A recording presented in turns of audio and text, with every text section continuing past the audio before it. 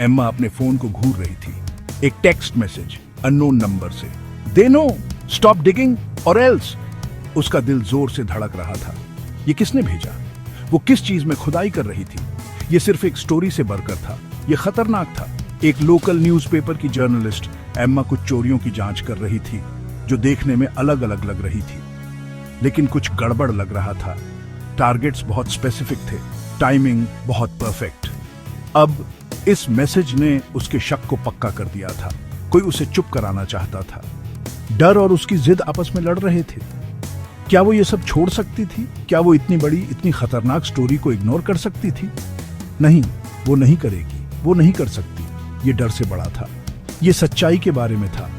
Emma ने गहरी सांस ली, खुद को आगे के लिए तैयार करते हुए। वो सच का पता लगाएगी, चाहे कुछ भी हो जाए। ये मैसेज, ये धमकी बस उसके इरादे को और मजबूत कर रहे थे। खेल शुरू हो गया था। एम्मा ने अपने सोर्सेज से फिर से बात करनी शुरू कर दी, कनेक्शन ढूंढते हुए। एक नाम बार बार आ रहा था, एक रहस्यमय आदमी जिसे सिर्फ ब्रोकर के नाम से जाना जाता था। अफवाहें उसे एक इंफॉर्मेशन का किंगपिन, पर्दे के पीछे से खेल खेलने वाला, कठपुतली का मास्टर बताती थी।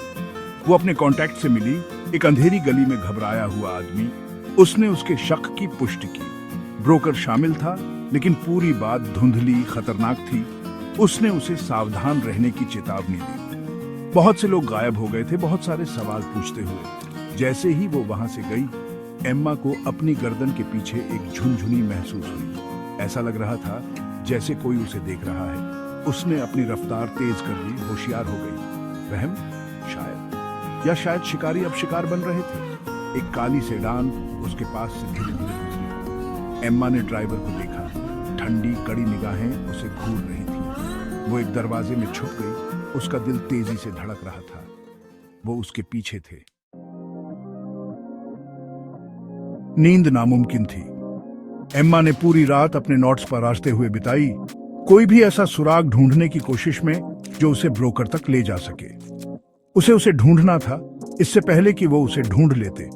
उसे उसका उन सब का भंडाफोड़ करना था। दिन बेकार की भागदौड़ और बाल बाल बचने में बीत रहे थे। लगातार डर उसे थका रहा था, लेकिन वो आराम नहीं कर सकती थी। वो करीब आ रहे थे। वो इसे महसूस कर सकती थी। उसका अपार्टमेंट अब सुरक्षित नहीं था। उसे गायब होना था। एक बैग पैक करके वो चुपके से अपने अपार्टमेंट से निकल गई, अपनी पुरानी जिंदगी पीछे छोड़कर। उसने अपने एक दोस्त, एक और जर्नलिस्ट से संपर्क किया और एक सुरक्षित जगह का इंतजाम किया। भरोसा एक ऐसी चीज थी जो वो नहीं कर सकती थी, लेकिन उसके पास कोई चारा नहीं था। उसे मदद चाहिए थी। शहर के बाहर सुनसान रास्तों से गाड़ी चलाते हुए एम्मा के अंदर जोश दौड़ रहा था। वो अकेली थी, शिकार थी, लेकिन वो सच्चाई के भी बहुत करीब थी। पीछा शुरू हो गया था और वो तब तक नहीं रुकेगी जब तक इंसाफ नहीं मिल जाता। सुरक्षित घर जंगल में छुपा एक छोटा सा केबिन था। एम्मा का दोस्त मार्क, एक तजुर्बेकार इन्वेस्टिगेटिव जर्नलिस्ट, एक फीकी सी मुस्कान और गर्म कॉफी के मग के साथ उसका स्वागत किया। वो उसकी स्टोरी फॉलो कर रहा था। उसे खतरे का पता था। दिन हफ्तों में बदल गए। वो दोनों बिना रुके काम कर रहे थे, पहेली को सुलझाने की कोशिश कर रहे थे। चोरियां तो बस शुरुआत थी। उन्होंने भ्रष्टाचार का एक जाल उजागर किया जो सत्ता के सबसे ऊंचे लोगों तक पहुंचता था, जिसके केंद्र में ब्रोकर था। एक शाम एक ब्रेक थ्रू। मार्क एक सीक्रेट सर्वर हैक करने में कामयाब हो गया, जिससे कुछ सीक्रेट मैसेजेस का पता चला। भेजने वाला ब्रोकर था और रिसीवर एक बड़ा सरकारी ऑफिसर। वो उसे पकड़ चुके थे, लेकिन उनकी खुशी ज्यादा देर तक नहीं टिकी। नीचे से अचानक एक आवाज आई और सन्नाटा टूट गया। मार्क ने अपनी बंदूक निकाल ली। उसका चेहरा सख्त था। वो हमें ढूंढ लिए। एम्मा का खून जम गया। अब भागने के लिए कोई जगह नहीं थी। वो फंस गए थे। भारी कदम सीढ़ियों से ऊपर आ रहे थे। हर आवाज एम्मा के हौसले पर चोट कर रही थी। मार्क ने उसे पिछले दरवाजे की तरफ धकेला। उसकी आवाज धीमी थी, जाओ, स्टोरी बाहर लाओ, मैं उन्हें रोक लूंगा। डर ने उसे आगे बढ़ाया, लेकिन वो उसे छोड़कर नहीं जा सकती थी। वो नहीं जाएगी। लेकिन मार्क की आंखों में एक दृढ़ निश्चय था। वो नहीं हिलेगा। उसने उसे फिर से धक्का दिया। उसकी आंखों में एक खामोश विनती थी। उसे जिंदा रहना था। उसे कहानी बतानी थी। अंधेरे में निकलकर एम्मा भागी। पीछे से गोलियों की आवाजें गूंज रही थी। उसके चेहरे से आंसू बह रहे थे, डर और दुख का मिश्रण। मार्क की कुर्बानी बेकार नहीं जाएगी। वो सच को सामने लाकर उसकी याद को सम्मान देगी, चाहे कुछ भी कीमत चुकानी पड़े। जंगल एक भूल भुलैया थी, लेकिन डर एक जबरदस्त राह दिखाने वाला था। वो तब तक भागी जब तक उसके फेफड़े जलने नहीं लगे, जब तक वो तारों के नीचे गिर नहीं गई। ठंडी जमीन ही उसका सहारा थी। उन्होंने उससे सब कुछ छीन लिया था, लेकिन वो उसकी हिम्मत नहीं छीन पाएंगे। वो सच को दबा नहीं पाएंगे। सुबह हुई, आसमान गम के रंगों में रंग गया।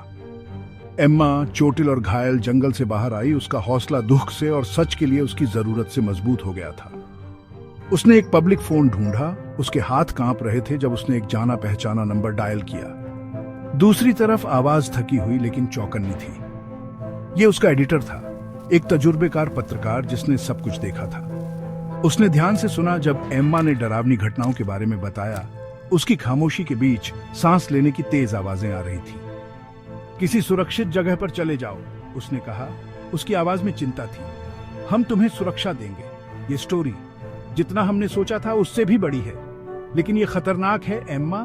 वो इसे दबाने के लिए कुछ भी करेंगे। एम्मा जानती थी कि वो सही कह रहा है, लेकिन अब डर का उस पर कोई असर नहीं था। वो बहुत कुछ खो चुकी थी। उसने सच की कीमत खून और आंसुओं से चुकाई थी। अब जिम्मेदार लोगों को अपनी कीमत चुकानी थी। सुरक्षित घर का पता चल गया था, लेकिन एम्मा के पास एक आखिरी दांव था। उसने अपने एडिटर को एक दूसरे अखबार के कांटेक्ट से मिलने के लिए मना लिया। एक ताकतवर मीडिया मुगल जो पत्रकारिता की ईमानदारी के लिए जाना जाता था। मीटिंग तनावपूर्ण थी, शक से भरी हुई। एम्मा ने सबूत, कनेक्शन, धमकियां सब कुछ बताया। उसने समझाया कि दांव पर बहुत कुछ लगा है, सिर्फ उसके लिए नहीं बल्कि उनके लोकतंत्र की नींव के लिए। चुप रहना मतलब साथ देना था। मीडिया मुगल ध्यान से सुन रहा था। उसकी निगाहें टिकी हुई थी। जब वो खत्म हुई तो वो पीछे बैठ गया। उसके चेहरे पर एक गहरी सोच थी। कमरे में सन्नाटा छा गया। घड़ी की हर टिक टिक एम्मा की नसों पर चोट कर रही थी। आखिरकार उसने कहा, तुम्हें मेरा वादा। उसने कहा, उसकी आवाज दृढ़ थी। हम इसे पब्लिश करेंगे, हम उनका पर्दाफाश करेंगे और हम तुम्हारी रक्षा करेंगे।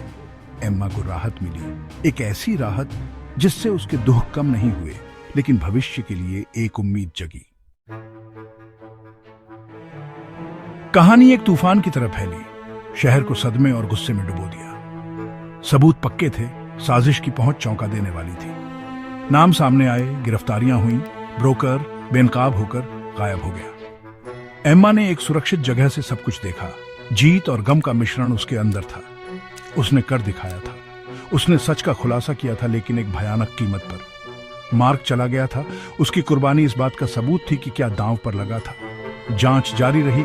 ईमानदार पुलिस और बेदाग ऑफिसरों की एक टीम ने इसे आगे बढ़ाया, उस भ्रष्टाचार को जड़ से उखाड़ फेंकने के लिए जो फैल गया था। शहर ने अपनी सांस रोक रखी थी, आने वाले झटकों के लिए खुद को तैयार कर रहा था। एम्मा, जिसका नाम हमेशा के लिए खोजी पत्रकारिता के इतिहास में दर्ज हो गया था, जानती थी कि उसका काम अभी खत्म नहीं हुआ है। हमेशा एक और कहानी हुई, सच्चाई के लिए एक और लड़ाई। ये एक बोझ था जिसे वो भारी मन से ढोती थी, लेकिन एक बोझ जिसे वो नहीं छोड़ती थी। धूल बैठ गई, एक शहर को घायल छोड़कर, लेकिन टूटा हुआ नहीं। भ्रष्ट ऑफिसरों का मुकदमा मीडिया का तमाशा बन गया। एक ऐसा सार्वजनिक हिसाब किताब जिसने जवाबदेही की ताकत को फिर से साबित कर दिया। लोगों ने न्याय मांगा और न्याय मिला। एम्मा, जिसे हीरो माना जा रहा था, उसने सुर्खियों से दूरी बना ली। वो अपने काम पर वापस आ गई। उसका हौसला इस परीक्षा से और मजबूत हो गया था। वो जानती थी कि सच के लिए लड़ाई कभी न खत्म होने वाली लड़ाई है, एक ऐसी लड़ाई जिसे लड़ने के लिए वो प्रतिबद्ध थी। एक कहानी एक बार में। मार्क की याद, उसकी कुर्बानी ने उसके इरादे को और मजबूत कर दिया।